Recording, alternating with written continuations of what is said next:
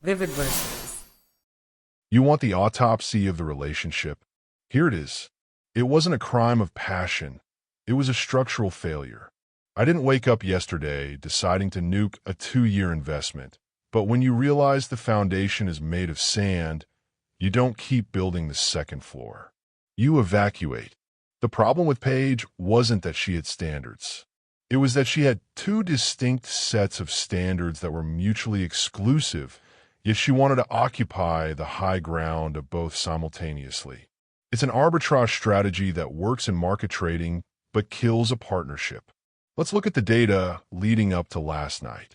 To understand why I left a woman I planned to marry sitting in a 4-star restaurant, you have to understand the operational overhead of the last 24 months.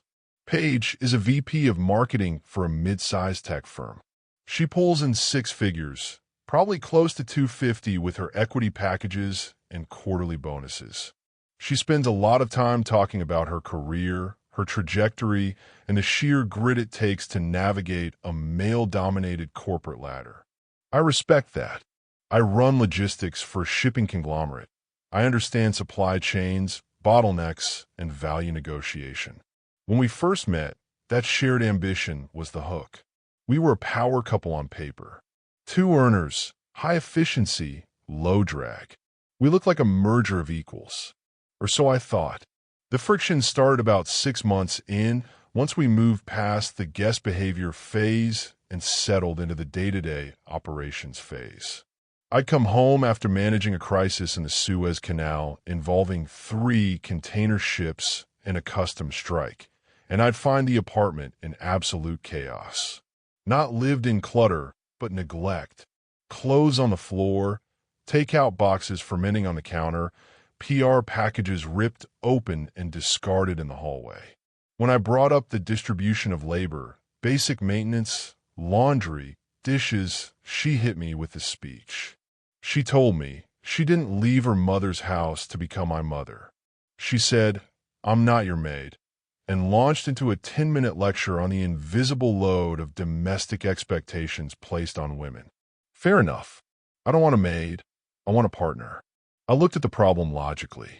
We both work high-stress jobs. Time is our most scarce resource. I hired a professional cleaning service to come in twice a week. I set up the account, I scheduled the vetting interviews, and I paid the invoices. She didn't offer to split the cost. I didn't ask because at that point, the peace of mind was worth the overhead. I viewed it as a necessary expense to keep the household running smoothly. But that established a precedent. I solved a mutual problem with my unilateral resources, and she accepted the benefit without accepting the cost. Then the opposing variable entered the equation. The modern woman, who refused to do dishes, suddenly vanished whenever manual labor or discomfort was involved. Last winter, her Audi blew a tire on the I-95. It was raining, a mix of sleet and miserable gray slush. She called me at 2 p.m. I was in a boardroom with 4 regulatory officers from the Department of Transportation. My phone buzzed. I stepped out, assuming it was an emergency. "I have a flat," she said. No preamble. "I'm on the shoulder near exit 4. "Okay," I said. "Are you safe?" "Stay inside the car." "Obviously. When you get here—" I paused. "Paige, I'm in a compliance meeting. I can't leave for at least 2 hours. Do you have AAA?" There was a silence on the line that felt sharp enough to cut glass. "You want me to wait for a stranger?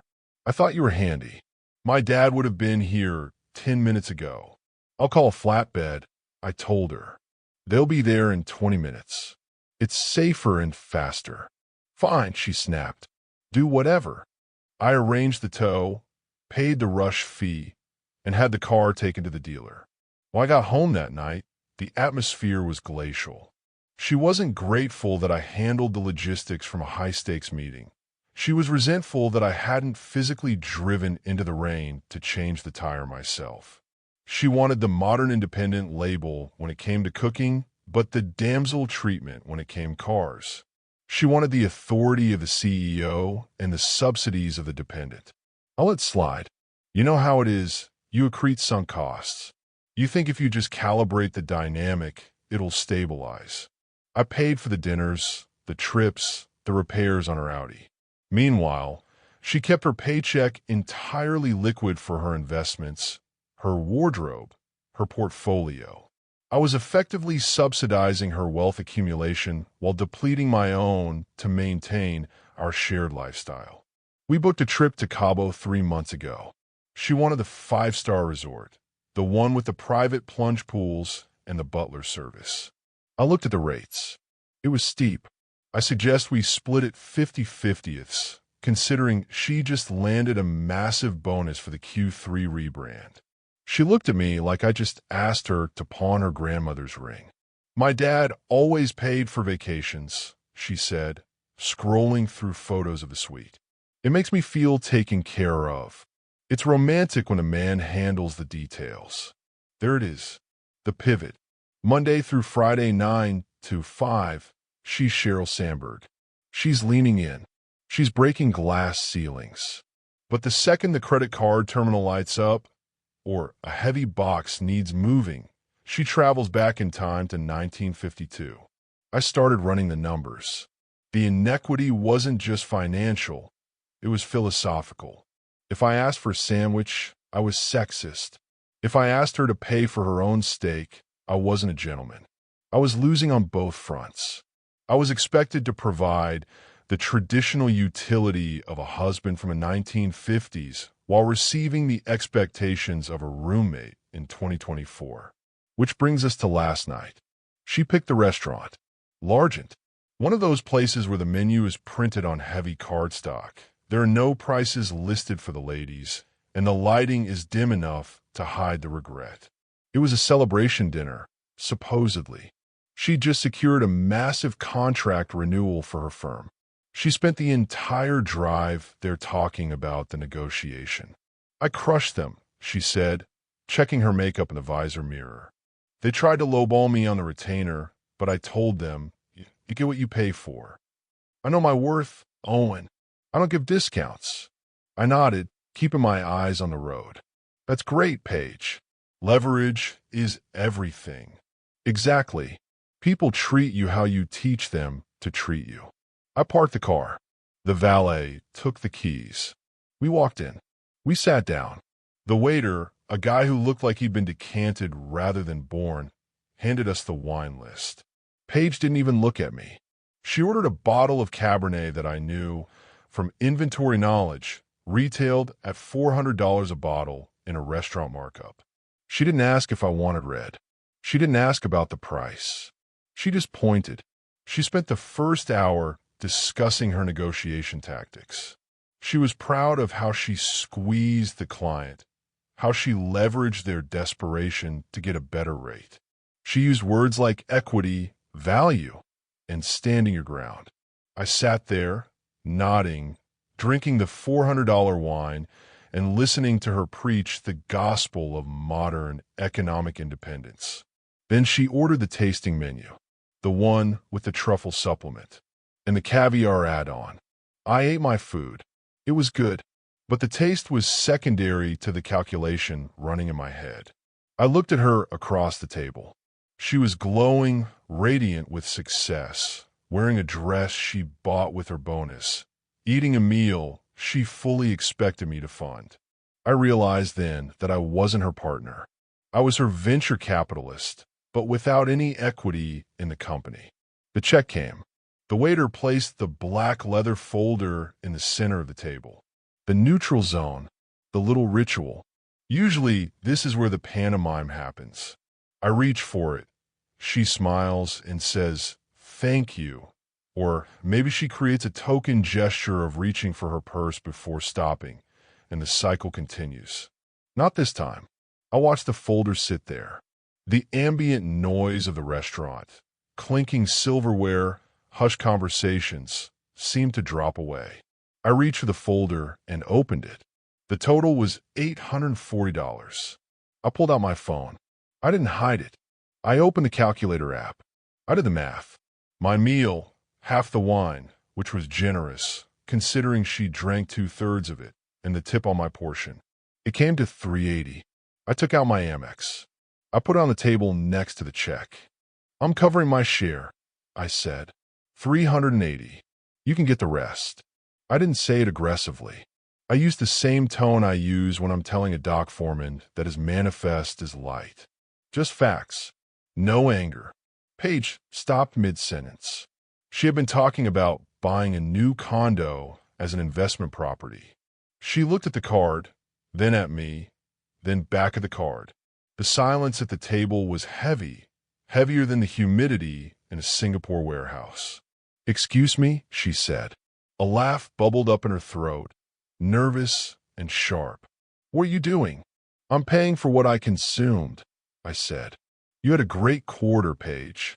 You've been talking all night about your bonus and your independence. It feels wrong for me to undermine that by paying your way." Her face changed. The professional mask slipped, and underneath was pure, unadulterated entitlement. Her eyes darted to the tables around us. We were in the middle of the room. High visibility.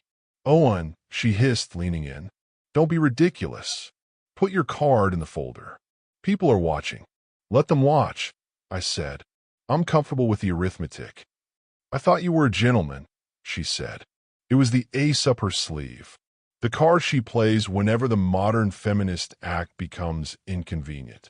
It's a shaming tactic designed to leverage my conditioning against my logic. I looked her dead in the eye. I didn't blink. I didn't raise my voice. "And I thought you were a modern feminist," I replied. "I am respecting your independence. I'm treating you exactly how you treat your business partners. Equitable exchange. You told me earlier, you get what you pay for. Well, I'm paying for my dinner." That's when she escalated. If she had just pulled out her card and paid, we might have had a conversation later. We might have salvaged it. But she couldn't handle the cognitive dissonance. She couldn't handle the reality check crashing into her self-image. To pay the bill would be to admit that she wasn't the princess. To not pay it would be to admit she wasn't the CEO. She was trapped in her own hypocrisy. She grabbed the leather folder and slammed it shut, loud enough that the couple at the next table stopped eating their risottos. The slap of leather onward echoed. "You are embarrassing me," she said, her voice rising. It wasn't a whisper anymore. She wanted an audience. She wanted to shame me into compliance. It's a common tactic in labor disputes. Make the opposition look unreasonable in front of the public to force a concession. You invite me to dinner and then make me pay? What kind of man does that? I saw the waiter hovering, looking terrified. The manager was watching from the podium. I stayed seated. I didn't fidget. I kept my hands on the table, clasped. I knew that any display of anger on my part would validate her narrative that I was the aggressor. "I didn't make you pay," I corrected her. "I made you pay for yourself. There's a difference. And frankly, Paige, you can't have it both ways. You can't lecture me on Tuesday about how you don't need a man to survive, and then on Saturday demand I subsidize your lifestyle because of traditional gender roles you claim to hate. You're being cheap," she spat out. "It's money. You have it. Just pay the damn bill." "It's not about the liquidity," I said. "It's about the precedent. It's about respect." She stood up. This was the theater portion of the evening. She threw a napkin on the table. It knocked over her water glass. Ice cubes slid across the tablecloth, creating a dark, spreading stain on the pristine white linen. "I'm leaving," she announced. "If you don't pay this, we are done." She stood there, waiting. This was the ultimatum, the bluff.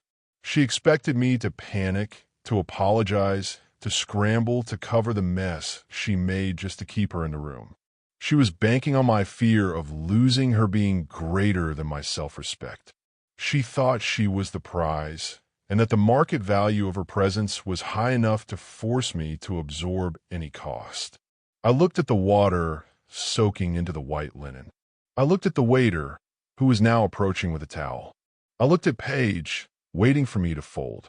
We were done the minute you decided respect was a one-way street. I said, "Go ahead." I didn't move to stop her.